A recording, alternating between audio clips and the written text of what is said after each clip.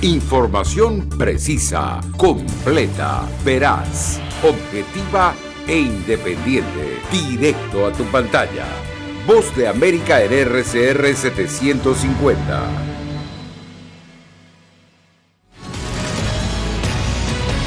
En esta emisión de Venezuela 360. Oposición y gobierno de Venezuela se vuelven a ver las caras, esta vez en México. Lo que se puede esperar, lamentablemente, es poco. Analistas muestran pesimismo hacia un cambio político en corto plazo. ¿Qué pasará en Venezuela sin los fondos del fondo? La resolución de este problema tiene el balón en la cancha de Maduro. Más de $5.000 millones están en la cuerda floja a la espera de un acuerdo político, afirman expertos. El flujo de venezolanos migrantes es cada vez mayor a través de los países de Centroamérica. Yo creo que la cooperación internacional en ese momento va a ser fundamental. Costa Rica pide colaboración para vacunar a ciudadanos irregulares. Y un viaje entre gustos a especias y cacao. Indiscutiblemente es el reflejo de las cosas que aprendí en Venezuela. Insane Chocolates lleva la confección de bombones y tabletas a otro nivel.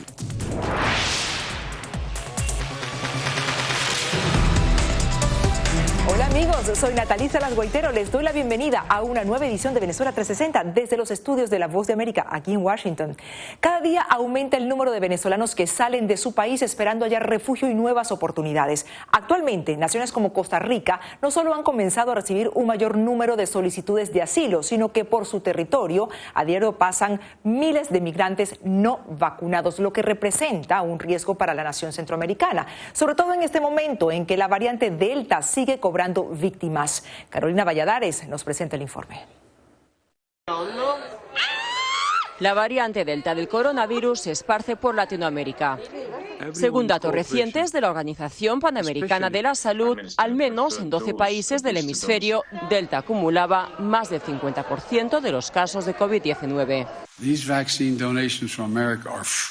En su esfuerzo por combatir la pandemia, la Casa Blanca confirmó el envío de más de 110 millones de vacunas a 60 países, la mayoría para sus vecinos de la región, entre ellos Costa Rica, que recibió un lote de 500.000 dosis. Y es que según datos de la Dirección General de Migración y Extranjería costarricense, hasta el 31 de mayo de este año, más de 1.300 venezolanos habían pedido refugio en su territorio.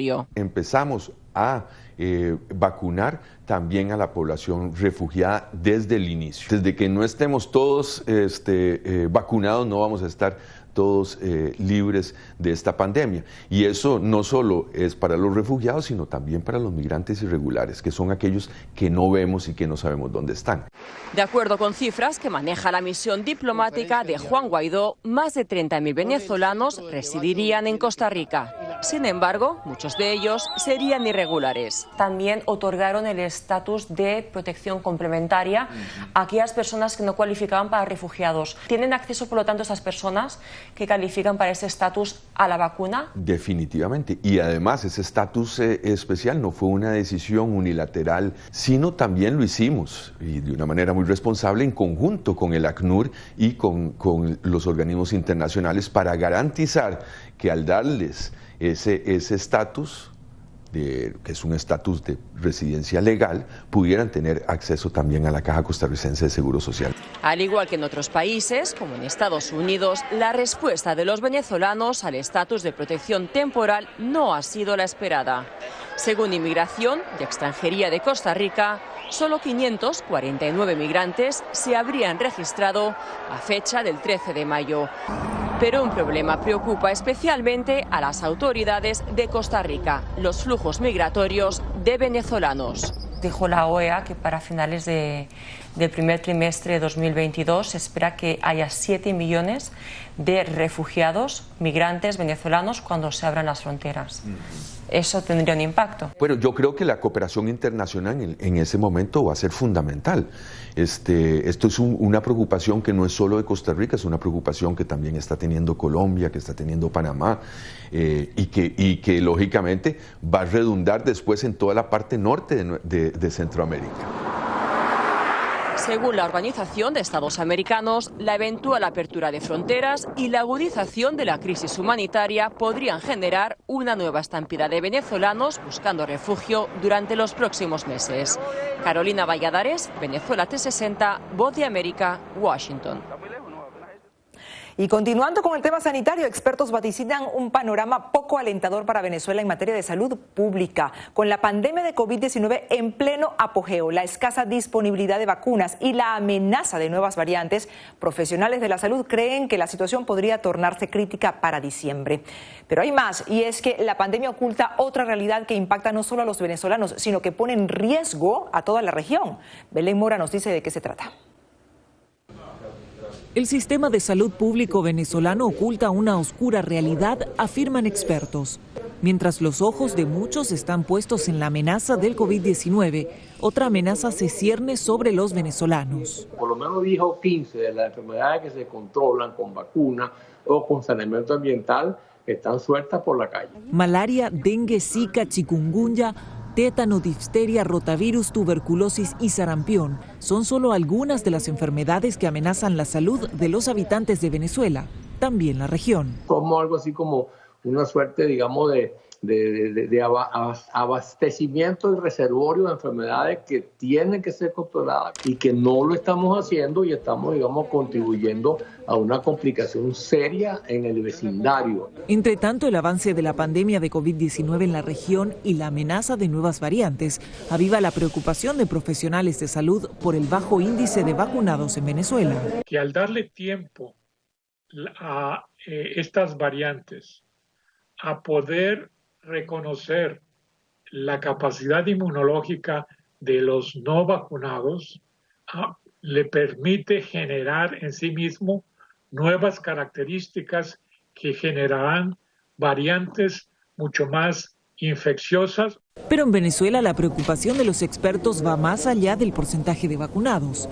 La inmunización con vacunas que no cuentan con el aval de organismos internacionales despierta serias dudas en la comunidad científica. Venezuela fue, digamos, agarrada por retruque en un supuesto modelo de investigación de fase 3, donde entonces tú eras como un voluntario, pero que ni sabías tú que te estaban inoculando una cosa experimental. Entre tanto, desde el gobierno de Venezuela defienden el uso de estas vacunas como parte de la estrategia para hacer frente a la pandemia.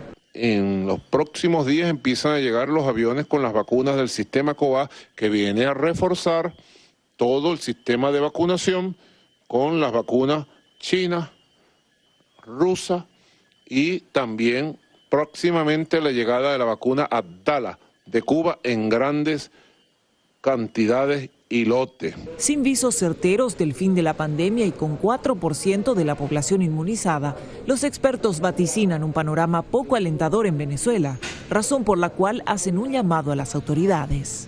Belén Mora, Venezuela 360, Voz de América, Washington.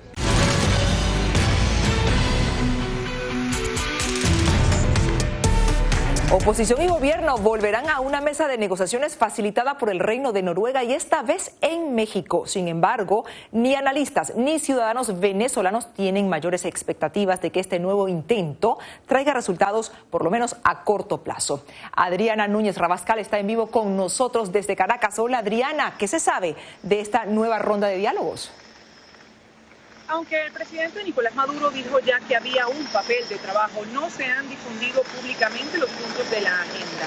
Los participantes de las negociaciones que tendrán lugar en Ciudad de México han preferido mantener la discreción y la prudencia. Dicen que para evitar que estas negociaciones resulten un fracaso, como ya ha ocurrido en 3 oportunidades anteriores. Pero desde otra acera, especialistas en comunicación política, así como también en estas negociaciones internacionales, han manifestado que a corto plazo no habrá una solución a la crisis. Lo que sí creen es que estas conversaciones pueden traer una suerte de equilibrio en las instituciones como el Consejo Nacional Electoral y el Tribunal Supremo de Justicia, pero no se garantiza la imparcialidad total de esos entes. Por cuarta ocasión desde 2016, chavismo y oposición entablan conversaciones cada bloque con un objetivo diferente. Mientras el oficialismo busca un levantamiento de las sanciones impuestas por Estados Unidos y la Unión Europea, la oposición impulsa un adelanto de elecciones presidenciales previstas para 2024. Lo que se puede esperar lamentablemente es poco. Y es poco porque, como te decía al principio, gobierno y oposición están en una posición muy asimétrica, donde el gobierno hoy en día controla las instituciones, controla el territorio, controla el poder, y la oposición está en una posición donde lo que quiere es la oportunidad de poder competir electoralmente con el gobierno, justamente para desplazarlo del poder. De acuerdo con una encuesta publicada por el Centro de Estudios Políticos de la Universidad Católica Andrés Bello, solo un 32% de la población confía en que este nuevo intento de diálogo pueda promover un cambio. Y el problema es que el gobierno hoy goza de una situación de relativa estabilidad, de control del poder, y eso hace que negociar no sea atractivo, negociar el poder no sea atractivo para el gobierno. Ahora también es cierto que está al frente de un país que está en franca destrucción. Esto no quiere decir que vaya en condiciones de entrega, de rendición, disminuido, a ver cómo entrega el poder, para nada. Como te digo, su objetivo es buscar esa estabilización en el poder y el reconocimiento. Una premisa que el gobierno de Nicolás Maduro no piensa abandonar y que impone al definir los temas a tratar. Ese diálogo ya tiene un documento redactado. Está en este momento debatiéndose la agenda. Según expertos, la oposición llega a México debilitada y con divisiones entre sus actores, aunque con una carta a su favor. La negociación sí le da una fortaleza, tiene todavía el reconocimiento internacional y la negociación le permite también desplegar su agenda. Creo que le da, a cierto modo, le da oxígeno. Creo que una de las cartas que le queda a la oposición, una posible carta, no sé si la van a utilizar, es pedir entonces un referendo revocatorio que podría activarse a partir del año que viene. Un referendo revocatorio tiene la ventaja de que está en la Constitución. Expertos señalan que si el retiro de las sanciones implica dar concesiones que pongan en peligro el control sobre el poder, el oficialismo no dará su brazo a torcer. Pero si se puede negociar algún tipo de flexibilización de las sanciones sin perder autonomía, el gobierno de Nicolás Maduro podría estar dispuesto a considerar ciertos cambios. Gracias a nuestra compañera Adriana Núñez Rabascal. Seguiremos pendientes de este tema. Pasamos a otro tema. 5.100 millones de dólares es la cifra asignada a Venezuela por el Fondo Monetario Internacional bajo la figura de lo que se conoce como derechos especiales de giro. Sin embargo, según expertos, el país no podrá hacer uso de este dinero a menos que oposición y gobierno lleguen a un acuerdo, se celebren elecciones y la comunidad internacional reconozca un único gobierno legítimo. Pero ¿qué más pone en riesgo Nicolás Maduro al mantener su distancia con el organismo financiero? Vamos a verlo. Una afirmación tajante. No al Fondo Monetario Internacional. Que por cierto, no es ni nueva ni original. Pues no debería ni hablar del Fondo Monetario Internacional. Debería más bien, ¿cómo se llama?, suicidarse. Así se describe la relación entre el Fondo Monetario Internacional y el gobierno de Venezuela. Pero en un país con innumerables dificultades económicas, una pandemia aún no controlada y una crisis humanitaria de niveles históricos, decirle no a la institución financiera podría tener un impacto más que mediático. Si bien las relaciones no son buenas, Venezuela sigue siendo miembro del Fondo Monetario Internacional, lo que le permitiría recibir más de 5.000 millones de dólares recientemente aprobados como parte de los derechos especiales de giro del organismo. Sin embargo, la falta de un acuerdo político que promueva el reconocimiento de un único gobierno legítimo es, según expertos, el obstáculo entre Maduro y la multimillonaria cifra. Eso, por supuesto, que implica, si en el momento en que Estados Unidos reconozca a un nuevo gobierno en Venezuela, bien sea Nicolás Maduro, porque se ha dado un proceso electoral legítimo de origen, o cualquier otro presidente que sea resultado de las urnas de un proceso electoral. Los fondos asignados seguirán en la cuota del país, pero no a la disposición del mandatario de Miraflores, una cifra algo superior a la solicitada por Caracas en marzo del año pasado para atender necesidades originadas por la pandemia. De acuerdo con analistas, el desencuentro político pone en riesgo una ayuda más que importante, urgente. Lo fundamental en una primera etapa sería atender la emergencia humanitaria. Es decir, darle a la gente los recursos para que pueda comer y pasar esta etapa de hambruna, de desnutrición que tienen los sectores pobres en Venezuela. Y a nivel macroeconómico, las arcas nacionales tendrían un respiro. Con esa cantidad de reservas, Venezuela volvería a tener un nivel similar al de cuando Maduro llegó a la presidencia en 2013. 11.000 millones de dólares, porque son 5.100 y 6.200 que tiene de acuerdo al Banco Central. Y eso permitiría iniciar una apertura económica para que la economía pueda, las empresas puedan importar y recuperar el mercado interno. Pero la situación no luce del todo sencilla. De acuerdo con analistas, más allá del convenio político, Venezuela ha fallado en otra cosa: entregar la data completa de la salud económica del país, por lo que con base en los estatutos del Fondo Monetario Internacional, la nación no tendrá acceso a ayudas o créditos hasta que se ponga al día con la información requerida. Algo que Caracas parece no tener prisa por hacer.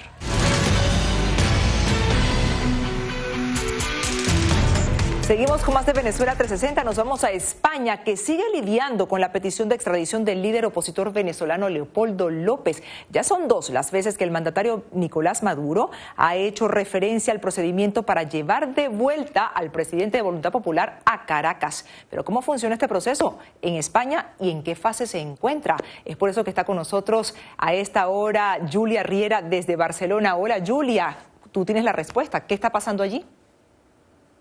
Natalie, te cuento, en líneas generales el proceso de extradición tiene 3 fases, una primera fase de recepción, una fase de análisis y una tercera fase de decisión. Nos decían los expertos consultados que cada fase tiene sus pasos y que el proceso suele demorar como mínimo 8 meses. Por otro lado, te cuento que no ha habido ningún pronunciamiento reciente por parte del gobierno español.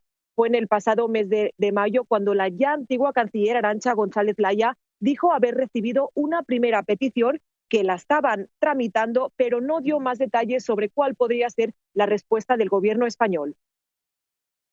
Que parece haberse apoderado. En medio de una nueva ronda de diálogos entre chavismo y oposición y a 3 meses de las elecciones regionales de Venezuela, la petición de extradición de Leopoldo López sigue en el aire.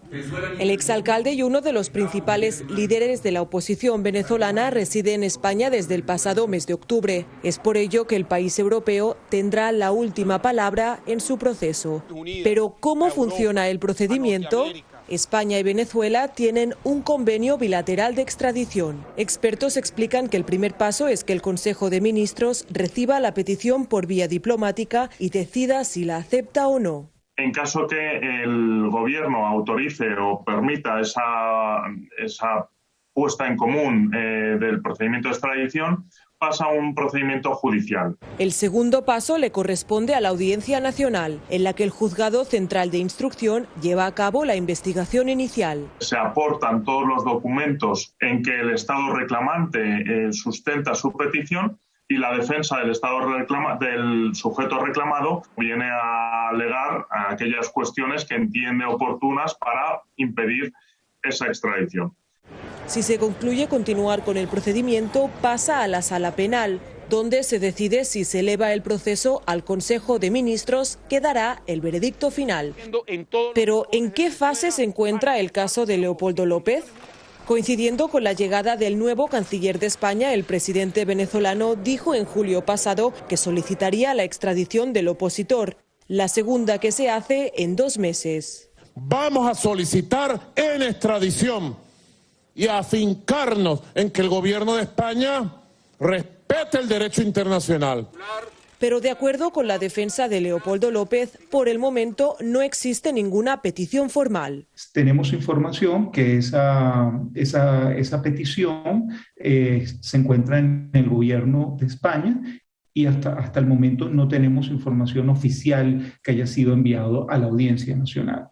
Cabe destacar que diversos organismos internacionales como Naciones Unidas han calificado la detención de López como arbitraria. Este caso tiene inexorablemente todas las características de una persecución de carácter política que hacen completamente inviable el pedido de extradición. Pero Leopoldo López no es la única petición de extradición que reposa en manos del Gobierno de España. Otra reciente es la del también opositor y miembro de Voluntad Popular, Rolando Figueroa, quien se encuentra bajo libertad provisional a la espera de que se resuelva su proceso de asilo o, de decidirlo así la justicia española, su entrega a las autoridades de Venezuela.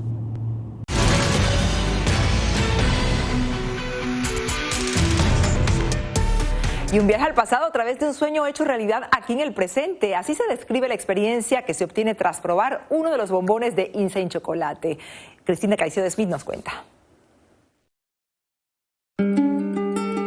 Soy Víctor Millán, maestro chocolatero venezolano de San Félix, Estado Bolívar. La Real Academia Española define chocolate como pasta hecha con cacao y azúcar molidos a los que generalmente se le añade canela o vainilla. Según expertos, el chocolate favorece la liberación de endorfinas y es una sustancia que genera bienestar y placer. Para Víctor Millán, el chocolate es un viaje a los recuerdos y es revivir un sentimiento de cariño y nostalgia. Sí, el Miramar lo hice pensando en mi mamá, aunque no lo diga. El maestro chocolatero recuerda que, desde su niñez, conoció de primera mano la producción del cacao durante visitas a familiares que cultivaban este producto en el estado Sucre. Y vi cómo sembraban el cacao, cómo lo cosechaban, cómo lo cultivaban, el secado, la fermentación, los procesos, hasta que de ahí se iba a los productores de chocolate. Fue precisamente esa conexión familiar y la pasión por la gastronomía que hizo convencer a Víctor de que lo suyo era el chocolate. Desde muy temprana edad aprendió todo lo relacionado con la siembra del cacao, la técnica de procesamiento y su industrialización. Se fue de Venezuela hace 6 años, no por voluntad, sino por circunstancias de la vida, como él mismo cuenta. Y aunque el camino no ha sido fácil, tras muchos años de trabajo y esfuerzo, Víctor Millán junto a su socio Javier Serpa hicieron su sueño realidad. Chocolates Insane. Bueno, el sueño se está cumpliendo, ¿no?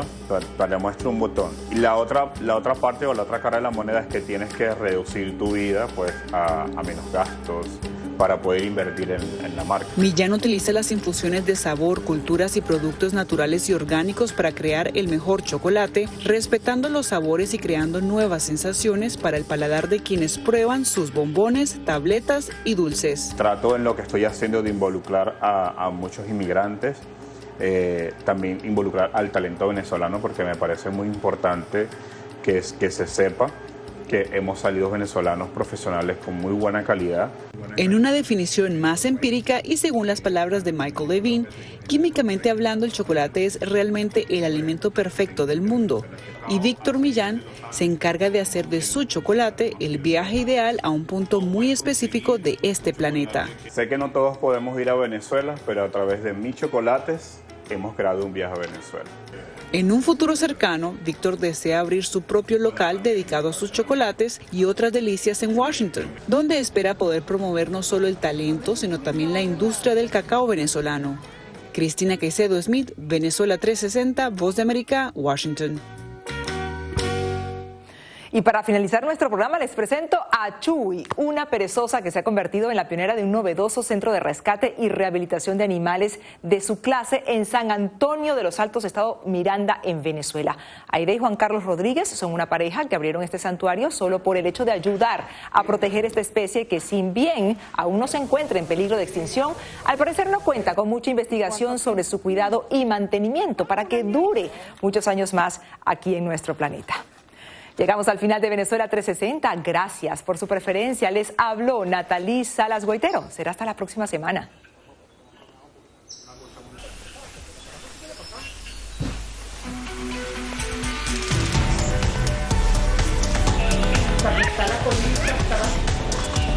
Está agarrada de la rama que pasa para allá. Eso se considera cola, ¿no? Sí, como... pero la...